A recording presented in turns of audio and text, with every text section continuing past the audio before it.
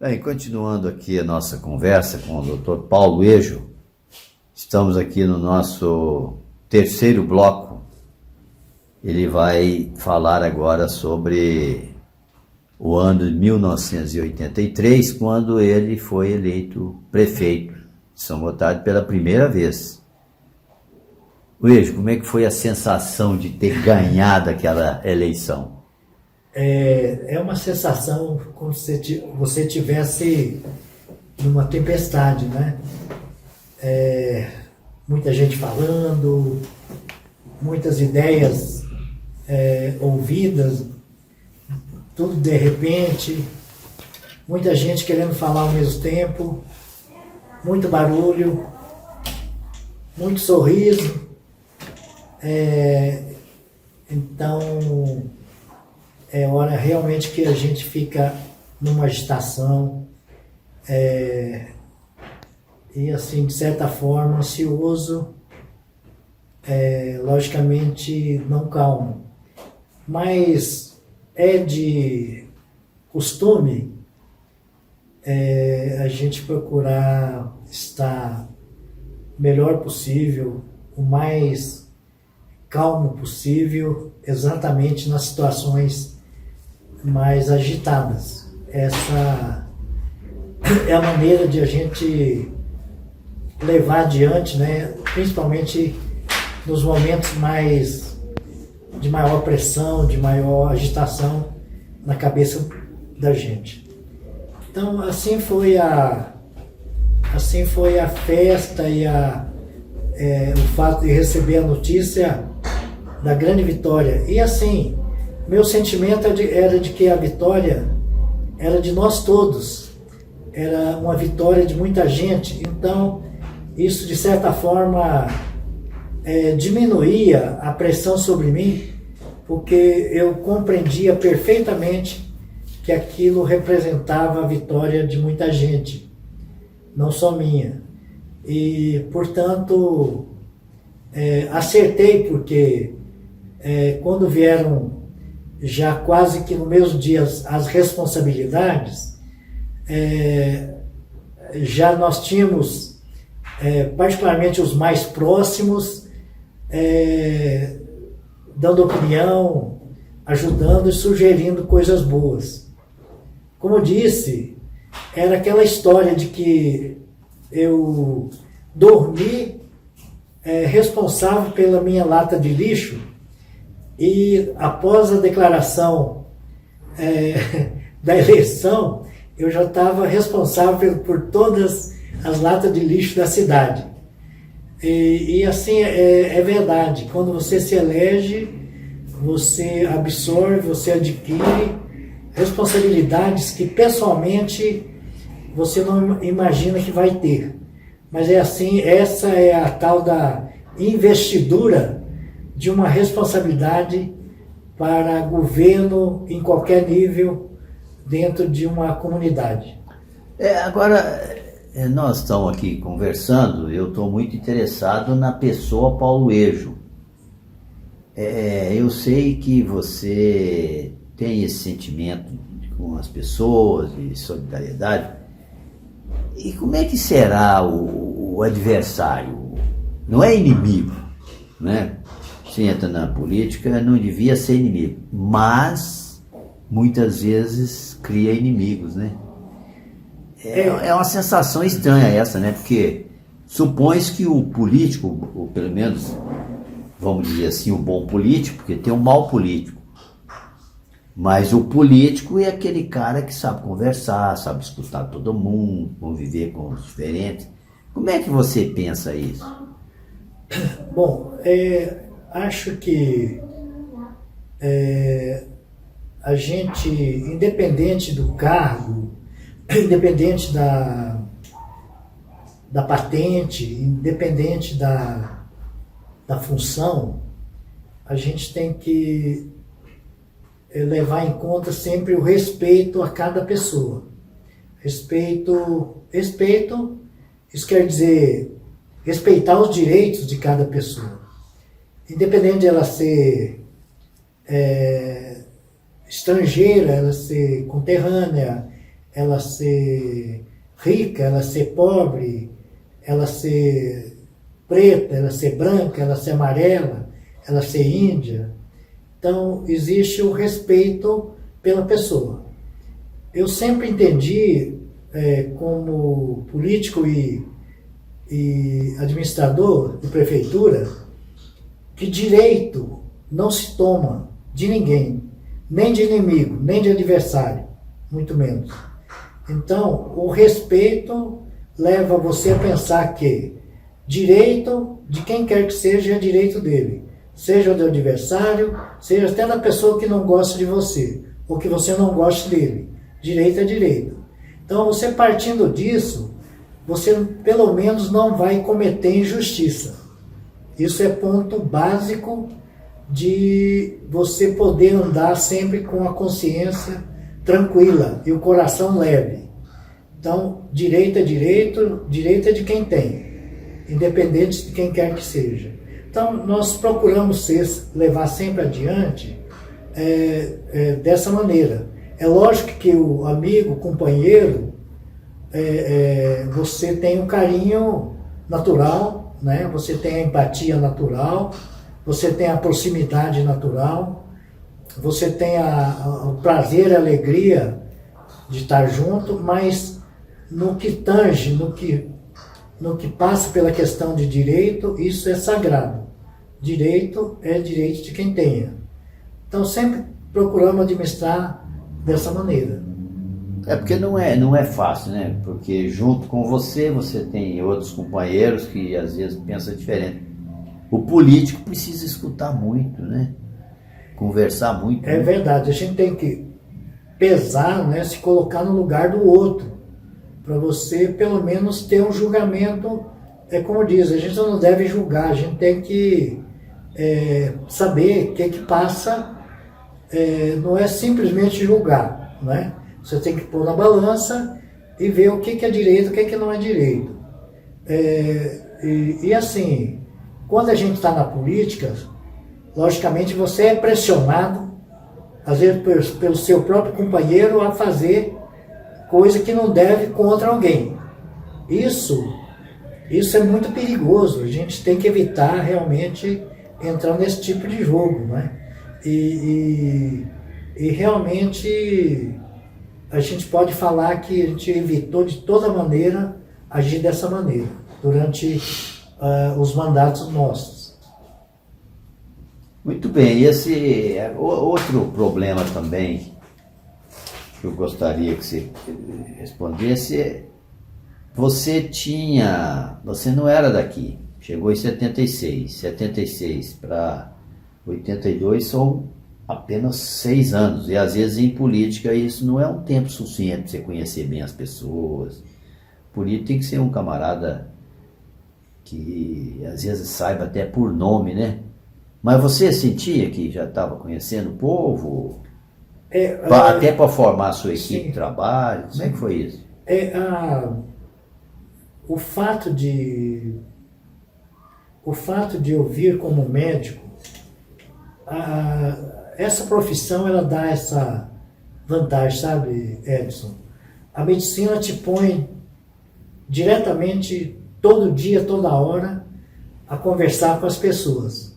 Então, e aí as pessoas significam também famílias, né? Exato, pessoas e famílias. Então a medicina, na verdade, é uma profissão que te dá muita oportunidade de você conhecer muitas pessoas, incluindo, como você disse, as pessoas da família, os parentes e tudo mais. Basta ter um paciente grave, você vai ver o pai, a mãe, os irmãos, os tios, os compadres, os vizinhos, perguntando por ele. Então, a medicina tem isso, ela possibilita a gente conhecer e às vezes até ficar muito próximo de muitas pessoas. Então, eu acho que, mesmo sendo pouco tempo, eu já conhecia muita gente assim dentro das famílias, sabe? Isso me deu essa facilidade de comunicação com as pessoas. Você poderia citar alguma pessoa que te ajudou muito, assim, foi muito próximo? Eu tô quase falando o nome de um aqui. Antônio Inácio, por exemplo. Eu conheci, eu tinha muita ligação, né, com o senhor Antônio Inácio, conhecia a família toda dele. Ele era um confrade da Sociedade de São Vicente, que, independente da política, bem antes, ele já trazia muito doente para mim cuidar. O Antônio Inácio era uma pessoa que participava muito das ações sociais, né, no bairro, principalmente na zona rural, na região ali da Senhora da Serra, dos Três Capões ali, do Morro da Volta, tudo ali ele conhecia muita gente, do Cruzeiro, da Serrinha. Era um homem que conhecia muita gente mesmo. Outro é o seu Dominguinhos, né, do seu Zé Domingos Lopes, né? Era uma pessoa muito conhecida, caminhoneiro, né? Mas que comunicava com muita gente, conversava com todo mundo. Era uma pessoa assim que eu tive a alegria de conhecer e ser amigo. E outro... Imagina aí, você citou dois, ambos foram por acidente de carro, né? Foi embora, né? Já são falecidos. Outro Dominguinho aqui do Papagaio, né? O Dominguinho do Congado, né? O Domingos era da família do seu Amador, né?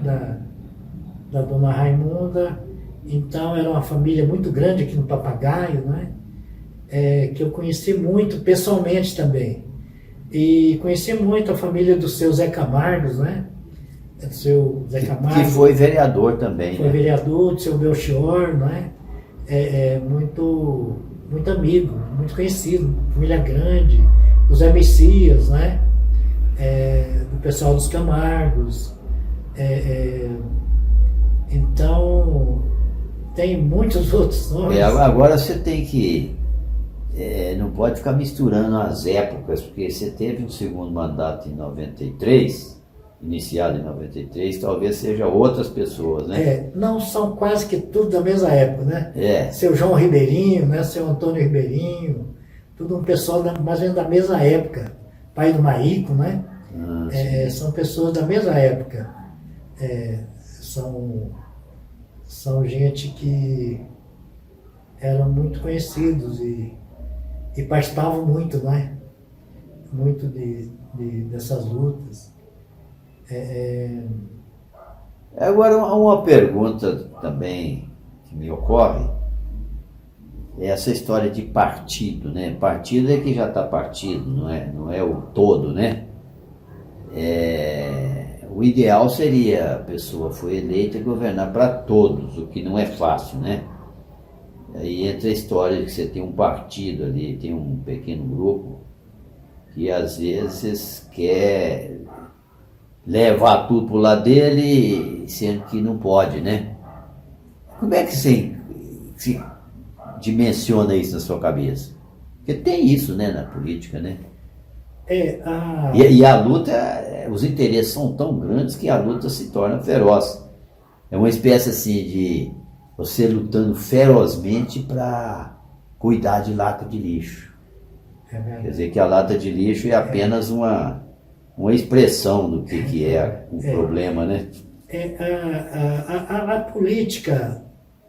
A política de município, Edson, a política de município, ela, pelo fato de ter materialidade, de morarmos na cidade, de ter a casa, de ter o convívio, de ter os meninos, os filhos na mesma cidade, nas mesmas ruas, no mesmo bairro,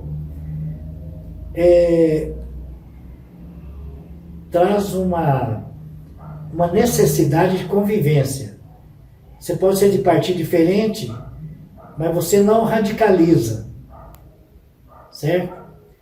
Então, porque toda família tem necessidade de alimentar, de levar o menino para a escola, de ir para tratamento de saúde, de segurança, segurança mesmo contra perigos, tem necessidade de lazer, de estar na praça, de ir num bar, de ir num baile. Então, todas as famílias têm essas necessidades de acordo com as idades dos componentes da família. Então, a política em município, ela não se deve e não costuma ser muito de choque, exatamente para não prejudicar demais a convivência dentro da comunidade. Mas cada partido e cada grupo tem a sua linha de pensamento. No convívio de eleitores é muito parecido. Todo mundo precisa de escola, precisa de creche, precisa de saúde, precisa de transporte, precisa de segurança, precisa de água, precisa de esgoto, precisa de energia elétrica, não é? Isso aí não muda, né? Para todo mundo, pode ser de um partido ou de outro. E tem que conversar, porque moram na mesma cidade, né? Agora, quando se trata de partidos e partidários, particularmente os líderes, você vê cada partido tem uma filosofia. Cada partido tem um pensar. Por exemplo, nosso partido. Como é que pensava nosso partido? Como é que pensava, como que pensava o nosso partido? Bom, então nosso partido pensava, as decisões têm que ser decisões tomadas ouvindo o povo, não era? Tem que ouvir o povo, para ver realmente se é aquilo que é mais necessário. Então, isso chama-se necessidade democrática para tomar decisões. Outro. Então, quais foram as necessidades que nós priorizamos? Falamos em falta de água, falta de esgoto, falta de iluminação. Inclusive casa também, né? Sim. Falta de rua melhorada, calçamento, ou asfalto. Falamos em falta de creche. Falamos em falta de melhor estrutura de escolas. Falamos em melhor estrutura de hospital, de postos. Falamos no metro quadrado de lote mais caro da região. São Gotardo. Certo? Então, o que aconteceu? Esse item que você tocou aí, é muito importante a gente lembrar isso. Então, nosso partido pensava, opa, o que é importante para o povo? Moradia não é? Então, no começo nós fizemos o quê? Mutirões, a prefeitura fornecia cascalho, brita, cimento e orientação de mão de obra para orientar a construção ou melhoria das casas. O que mais? Construir, melhorar as casas, aumentar as casas, construir mutirão casas novas. Isso foi feito. Por quê? Porque moradia era um dos problemas que era muito carente. Então, você veja, tinha os lotes antigos aí, que a filha crescia, ou o filho crescia, casava o filho, aonde que ia morar o filho ou a filha? No fundo do lote. Dividia o lote. Apertava o lote. Certo? Passou dali, não tinha mais aonde construir. Né? Então, como é que pensava a turma do nosso partido? Temos que resolver o problema de moradia. Ah, mas quer moradia? Vai comprar lote. Comprar como?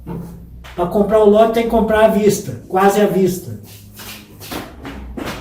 Como é que uma família que tira do braço vai juntar dinheiro para comprar um lote à vista? Naquela época.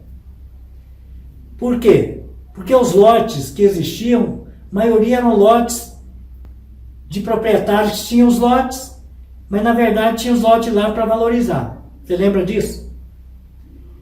Então, Aí como é que você o que a pensou prefeitura isso? teve que fazer? Dentro daquilo que a gente chama decisões em favor do povo.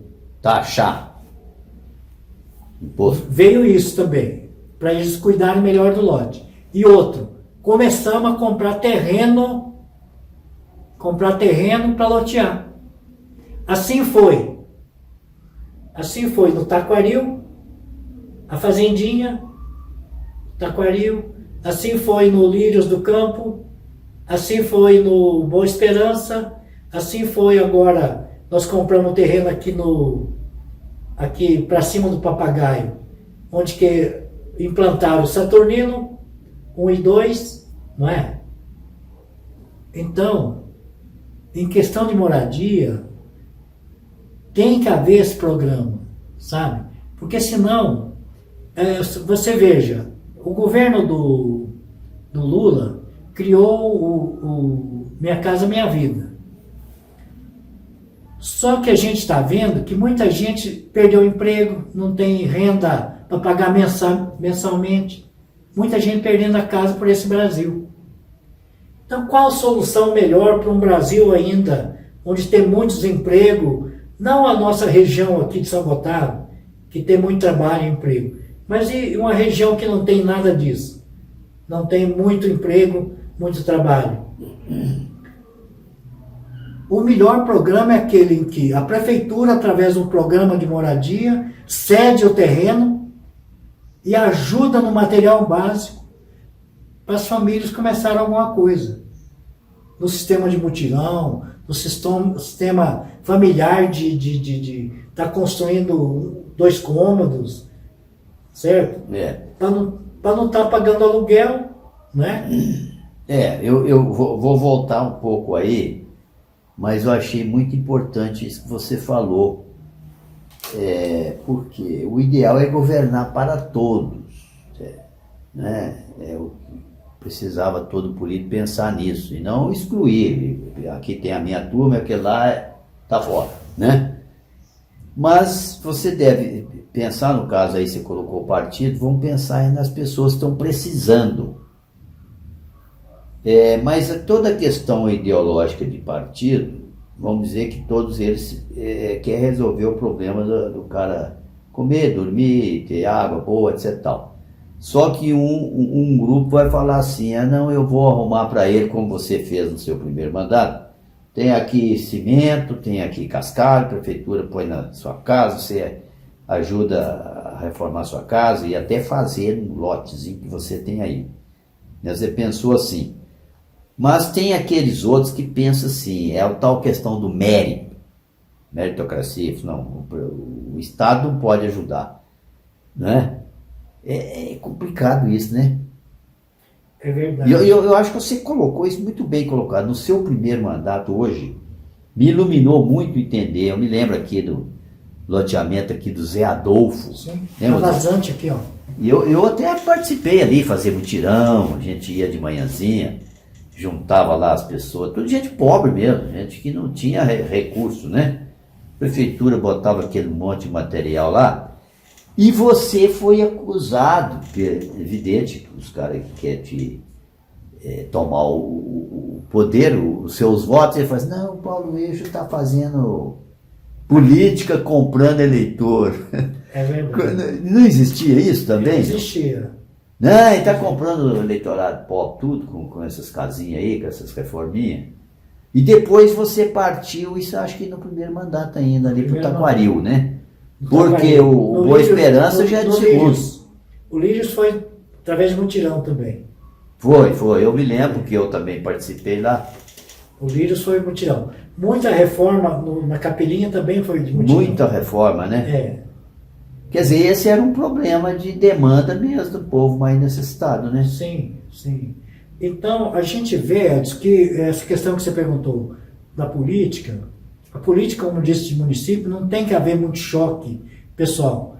Mas quem comanda a política dentro do município, você pode ver que tem um grupo que pensa como nós pensamos, que temos que favorecer o mais necessitado de alguma maneira, porque se esperar que o fragilizado se levante para resolver os problemas, isso demora ou acontece o pior, não é?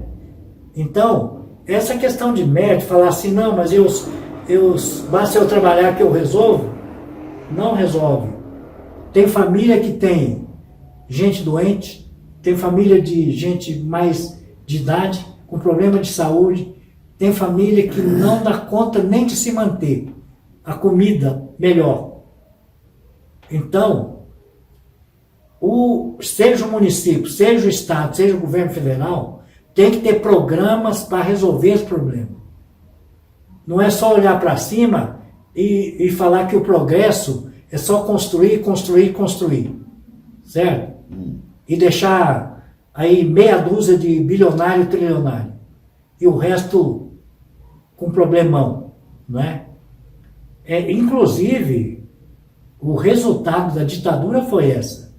A ditadura, que nós estávamos falando anteriormente, tomou emprestado muito dinheiro do FMI, né? Trouxe, implantou aí Angra, implantou Ponte Rio-Niterói, Transamazônica e não sei mais que, endividou, aplicaram dinheiro em grandes empresas, só que o analfabetismo e a pobreza ficou do mesmo jeito para pior. Quer dizer, não resolveu o problema do fraco. Certo? Então, é que a gente está falando aqui. São Gotardo, por exemplo. Pode escutar aí, ó. Anda na rua e escuta. Qual o maior problema hoje de São Gotardo? Moradia. Hoje? Hoje. Pagando aluguel, boa parte. Muita gente de fora que vem trabalhar morando empilhado. E não tem opção, entendeu? É isso aí.